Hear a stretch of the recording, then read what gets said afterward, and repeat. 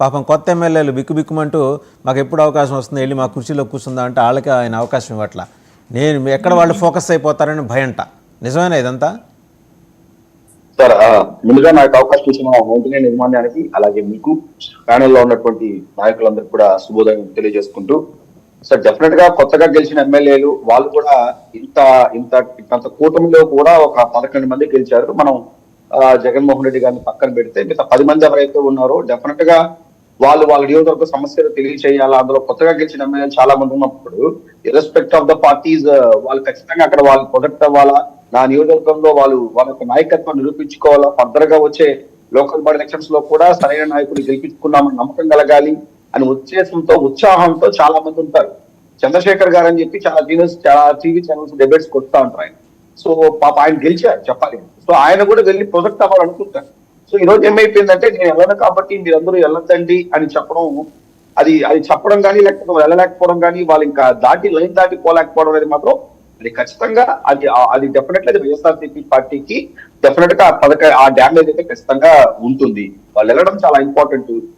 Press meets పెట్టి చెప్పడానికి but అసెంబ్లీలో మాట్లాడడానికి చాలా డిఫరెన్స్ అయితే ఉంటుంది.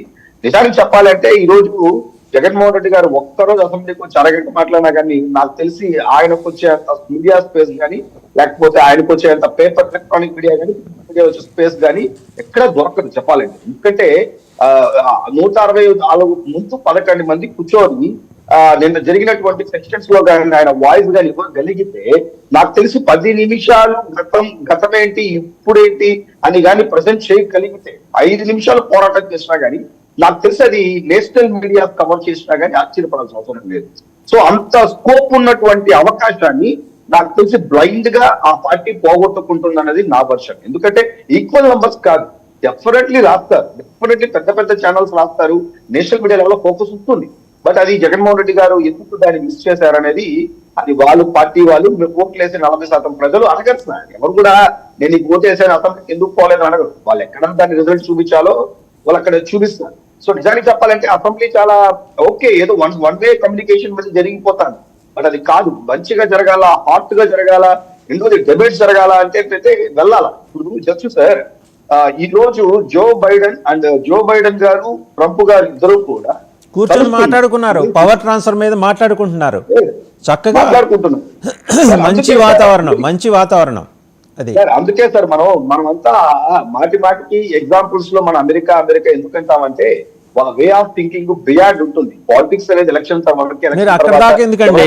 మధ్యప్రదేశ్ ముఖ్యమంత్రిగా కమల్నాథ్ గారు అంటే కొద్ది కాలం ఉన్నారు. ఆయన ప్రమాణ స్వీకారానికి శివరాజ్ సింగ్ చౌహాన్ వెళ్ళారు, వెళ్ళి ఆయన అభినందించి వచ్చారు. సరే, తర్వాత వాళ్ళు కుట్ర చేసి గవర్నమెంట్ లాక్కొట్టి ఇవన్నీ వేరే విషయాలు.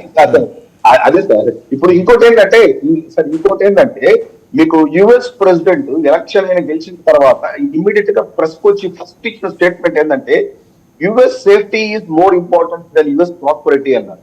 సో ఏంటంటే ప్రపంచ దేశాలు, ఉన్నత స్థాయి దేశాలు కూడా ఇచ్చే మొదటి ప్రియారిటీ ఏంద్రా అంటే సేఫ్టీ అండ్ సెక్యూరిటీకి ఎక్కువ ఇంపార్టెన్స్ ఇస్తారు. ఈ రోజు కూడా ఏపీలో లా అండ్ ఆర్డర్ కానీ సేఫ్టీ అండ్ సెక్యూరిటీ మీదనే ఎవ్రీథింగ్ మీకు డిపెండ్ అవుతుంది. మీరు ఎంతసేపు అంటున్నారు సార్ బీజేపీ వాళ్ళు, అంటే నేను బీజేపీ వాళ్ళు పాయింట్అవుట్ చేయట్లేదని చెప్పట్లేదు, పాయింట్అవుట్ చేయడానికి చెప్పట్లేదు, కానీ సోషల్ మీడియాకి మీరు చాలా దూరంగా ఉంటారు, ఈ క్రైమ్స్ కి మీరు చాలా దూరంగా ఉంటారు, ఈ కేసెస్ కి మీరు చాలా దూరంగా ఉంటారు అని చెప్పినప్పుడు మీకు ఆల్మోస్ట్ నాకు తెలిసి 2019 నుంచి 2022 వరకు ఉత్తరప్రదేశ్ లో యోగి ఆదిత్యనాథ్ గారు పీరియడ్ లో ఇప్పుడున్నట్టు ఆయన యొక్క టెన్యూర్ లో ఇప్పుడు కూడా ఉన్నారు. దాదాపు ఒక్కొక్క సంవత్సరం దాదాపు 10,000-15,000 కేసులు బయట పడుతాయి. అక్కడ ఆయన పెట్టిన సందర్భాలు కూడా ఉన్నాయి. బట్ అదంతా కూడా ఫోకస్ కి రావట్లేదు. మనం ఎందుకంటే యూపీ, నేను ఇంతసేపు మీరు అంటుంటే చెప్తున్నాను, యోగి ఆదిత్య, అందుకే మన పవన్ కళ్యాణ్ గారు అన్నారు యోగి ఆదిత్యనాథ్ లాంటి డిసిషన్స్ తీసుకోమంటారు. ఎందుకన్నారు అంటే అక్కడ కేసెస్ రిజిస్టర్ చేస్తున్నారు కాబట్టి వాళ్ళు కంట్రోల్ లోకి వస్తున్నారు. కాబట్టి అదేదో బీజేపీ ఇక్కడ కాదని కాదు, వాళ్ళు ఉన్నటువంటి పరిపాలించే స్టేట్స్ లో వాళ్ళు they are taking severe actions on ఈ క్రైమ్ మీద తీసుకుంటున్నారు. ఇదేమి BJP is not part from this concept. వాళ్ళు అలా ఏం కాదు. ఇలాంటి వ్యవహారాల్లో వాళ్ళు లేరని చెప్పా, అది నేను అన్నది. వాళ్ళు కానీ కమ్యూనిస్టులు కానీ, నేను ఇద్దరిని చెప్తున్నానండి. ఇలాంటి వ్యవహారంలో వాళ్ళు లేరు. వదిలేండి సార్, పాప వాళ్ళు సోషల్ మీడియాలో వాడడం కూడా పాప వాళ్ళకి చాలా మందికి తెలియదు. వాళ్ళు ఏజ్ గ్రూప్ అట్లాంటిది. Telugu Desam, Janasena youngsters, YSRCP because of Jaganmohan Reddy గారు వల్ల, ఆ ఏజ్ ఫ్యాక్టర్ వల్ల యంగ్స్టర్స్ కనెక్ట్ అవుతారు. కాబట్టి యంగ్స్టర్స్ కనెక్ట్ అయినప్పుడు డెఫినెట్లీ సోషల్ మీడియాలో యాక్టివ్ గా ఉంటారు. It's all about leadership sir. Leaders గా 80+ అయినప్పుడు డెఫినెట్లీ నాలాంటి కూడా ఆలోచిస్తాడు ఎందుకు పెట్టాలి అని చెప్పేసి. బట్ అలా కాకుండా ఓ 45-50 అనుకోండి, టచ్ గ్రూప్ కాబట్టి డెఫినెట్లీ ఆ ఇంపాక్ట్ ఉంటుంది. అందుకే Janasena strong, TDP strong, as well as YCP ఎందుకు సోషల్ మీడియా స్ట్రాంగ్ అంటే because of the age factor of the leaders ఆ స్ట్రాంగ్నెస్ ఉంటుంది. రెండోది, నిన్న కోర్టు కూడా చాలా క్లియర్ గా చెప్పింది, మీరు ఎందుకు పిల్ వేశారని చెప్పి అడిగారు. So it's not a public interest of litigation కాదు. ఎవరి మీద కేసేస్తే, ఎవరు కేసు ఫైల్ అయితే వాళ్ళు క్వాష్ పిటిషన్ వెళ్ళమని చెప్పండి. సో ఇట్స్ ఇండివిజువల్ ఫైట్, కానీ ఇది గ్రూప్ ఫైట్ కాదు. Crime is organised, but fight should be individual. ఇక్కడ వైఎస్ఆర్సీపీ వాళ్ళు కానీ తప్పు చేస్తున్నటువంటి తప్పు ఏంటంటే అంటే క్రైమ్ ఆర్గనైజ్డ్, మీరు వెళ్ళే పోరాటం కూడా ఆర్గనైజ్డ్ వెళ్తాను. అలా మహేష్ పోస్ట్ పెట్టాడు కాబట్టి మహేషే వెళ్ళి ఫేస్ చేయాలి తప్ప మహేష్ కోసం ఇంకొక గ్రూప్ అందరూ కూడా అలా కాదు. సో ఇది పిల్లు నిలబడదు, క్వాష్ పిటిషన్స్ కి వెళ్ళాలి. లేదండి, నిన్న హైకోర్టు కడుపు నిండా పెట్టింది. అదే అర్థం చేసుకునే స్థాయి ఉన్న వాళ్ళే వాళ్ళు వేసిన వాళ్ళు కూడా. సో మళ్ళీ మీ దగ్గరకు ఒకసారి శ్రీకాంత్ గారి దగ్గరికి వెళ్దాం. శ్రీకాంత్ గారు, విషాదం ఏంటంటే వైఎస్ఆర్సీపీ అధికారంలో ఉన్నా కానీ శ్రీకాంత్ గారు లేదు, వస్తారు ఒక మాట శ్రీకాంత్ గారితో కూడా మాట్లాడాలి. శ్రీకాంత్ గారు, వైఎస్ఆర్సీపీ విషాదం ఏంటంటే అధికారంలో ఉన్నా మీరే చివరి మాట్లాడాలి, ప్రతిపక్షంలో ఉన్నా మీరే చివరి మాట్లాడాలి.